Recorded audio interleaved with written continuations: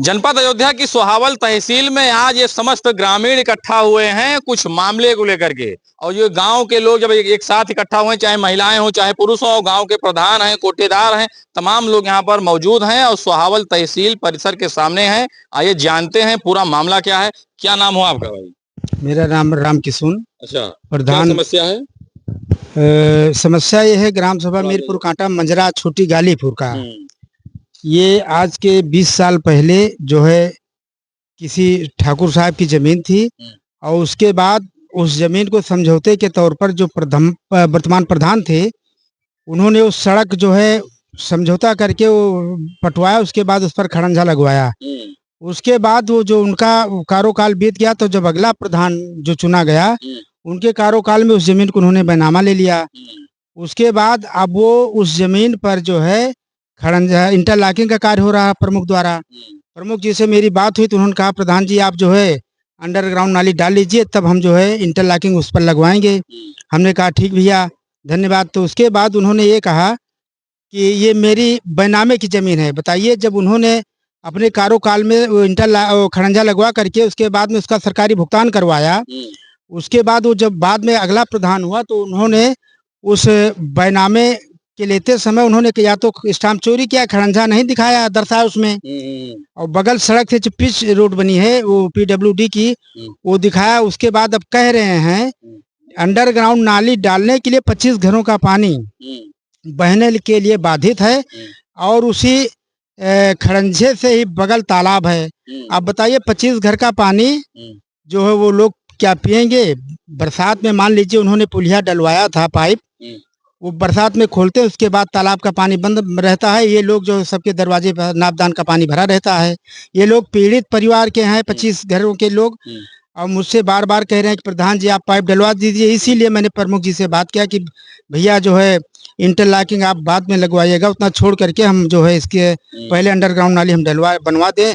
उसके बाद में जब वो अगली पार्टी कह रहा मेरा बैनामा है, उसके बाद अब वो क्या कह रहे हैं कि हम जाने ही नहीं देंगे, लगने ही नहीं देंगे। कौन रोक रहा है गांव के लोगों का पानी? वो जो है सुरेश कुमार नाम है उनका। अच्छा। उनकी पत्नी जो है आज ये कुछ नहीं है ग्राम सभा ग्राम के ग्राम पूर्व प्रधान रह चुके हैं। हाँ, आज वर्तमान प्रधान प्रतिनिधि आप हैं? जी जी। अच्छा, इसलिए पूरी जानकारी आप दे रहे हैं। हम आप कुछ ग्रामीणों से बात करते हैं। कितने साल से पानी आपका गांव का रुका हुआ है? 30 साल से। 30 साल से? हाँ। 30 साल से मतलब घर के सामने पानी भरा रहता है? हाँ, हाँ। अच्छा, कितने साल से आपसे बात करते हैं, कितने साल से पानी मतलब जा रहा है तालाब में?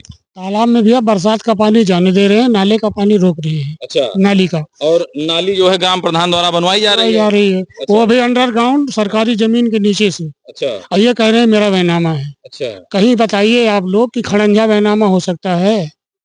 जिससे सरकारी संपत्ति हो गई, खड़ंजा लगा तो जमीन सरकारी हो गई। अच्छा, अभी एक बात हो रही थी कि आपने कहा कि तालाब की जमीन पर कोई निर्माण हुआ है, भवन निर्माण हो रहा है। जी जी, तालाब पट्टा उन्हीं के नाम है जो पहले, और उसके बाद उन्हीं के परिवार को लोग निर्माण भी किए, अवैध निर्माण। अभी उसका अगर जो नाप जोख होगी तो उसका जो है ज्यादातर लोगों का मकान तालाब के ही रकबे में आएगा। आप उपजिलाधिकारी सोहावल के यहाँ आए, उपजिलाधिकारी सोहावल ने आपको क्या आश्वासन दिया? उन्होंने कहा कि जाइए हम जो है इसको नाली निकलवाएंगे, उसके बाद जो है लेखपाल से मिलिए और उसका पूरा जांच और रिपोर्ट जैसा बात होगी फिर बाद में मुझे बताना।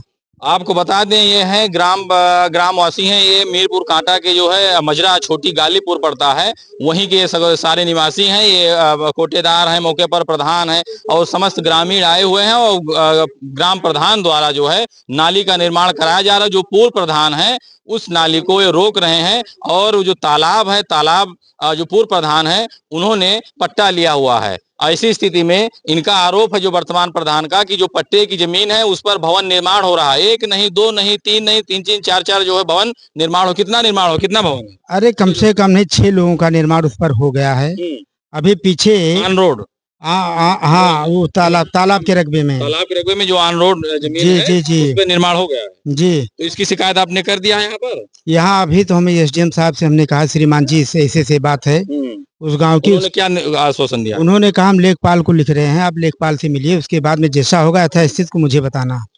तो अगर ये ग्रामीण का यहाँ पर इकट्ठा हुए हैं तो कुछ न कुछ रीजन है, और रीजन यही है कि जो पूर्व प्रधान है मौके पर इन्हीं मतदाताओं से जो है वोट लेकर के प्रधान बने थे, लेकिन जो अभी जो ये चुनाव बीता है मात्र 62 से 63 कितना वोट पाए थे वो? 40 वोट 40 वोट पाए थे। अच्छा, उस जब प्रधान थे तो कितना वोट पाए थे? तब का नहीं बताया।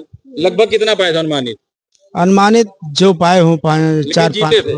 जीता रहे तो वैसे मतलब जीते पाए इनके। तो इन्हीं मतदाताओं का वोट लेकर के वो प्रधान बने थे और अपनी रवैये, अपनी लचल पचल व्यवस्था के चलते जो है 40 वोट पाए, और 40 वोट इस बार जो चुनाव बीता है। और उन्होंने जो इन लोगों का आरोप है कि वो आज तालाब की जमीन पर भवन निर्माण करा लिए हैं, और जो आधे गाँव का पानी उस तालाब में जा रहा है, आधे गाँव का पानी जो ये ग्रामीण है, जो घरों का पानी है, नापदान का पानी, वो तालाब में जाने से रोक रहे हैं। तो आप इस वीडियो को देख करके क्या कहते हैं जी? 20 मीटर का है खाली। अच्छा, 20 मीटर की जो है यहाँ पर आवश्यकता, 20 मीटर जो है अगर वो बनने दे देंगे तो पानी जो है गांव का पूरा तालाब में चला जाएगा। खुद कराई थी उन्होंने, पानी बहने की व्यवस्था खुद कराई थी उन्होंने, लेकिन अब बहने नहीं दे रहा है वो। अगले ने बाद में बैनामा लिया है। उससे पहले पूर्व प्रधान जो जगन्नाथ जी थे उन्होंने उसे खड़ंजा लगवाया, उसको पटवाया है। उसके बाद ये प्रधान हुआ जिसे पानी और नाली बहने की व्यवस्था खुद करवाई। अब उधर जाने नहीं दे रहा पानी, बैनामा ले लिया। तो बोल रहा है कि हम दूसरी जगह पानी ले जाइए, यहाँ नहीं ले जाने देंगे। बताइए अब कहाँ जाएगा पानी हम लोग का? यही सब बात को लेकर के उपजिलाधिकारी सोहावल से इन लोगों ने एक ज्ञापन के माध्यम से अपनी बात रखी है। उन्होंने आश्वासन दिया, उन्होंने तुरंत निर्देशित किया संबंधित आला अधिकारियों को कि जमीन की पैमाइश कराई जाए, और अगर अवैध निर्माण उस तालाब की जमीन पर हुआ है तो उस पर बुलडोजर कार्रवाई जरूर होगी। ऐसा उपजिलाधिकारी सोहावल अशोक कुमार सैनी ने समस्त ग्रामीणों को और प्रधान को जो है आश्वासन दिया है। बाकी इस वीडियो को देख करके क्या कहते हैं कमेंट बॉक्स में अपनी प्रतिक्रिया जरूर दीजिएगा। जय हिंद।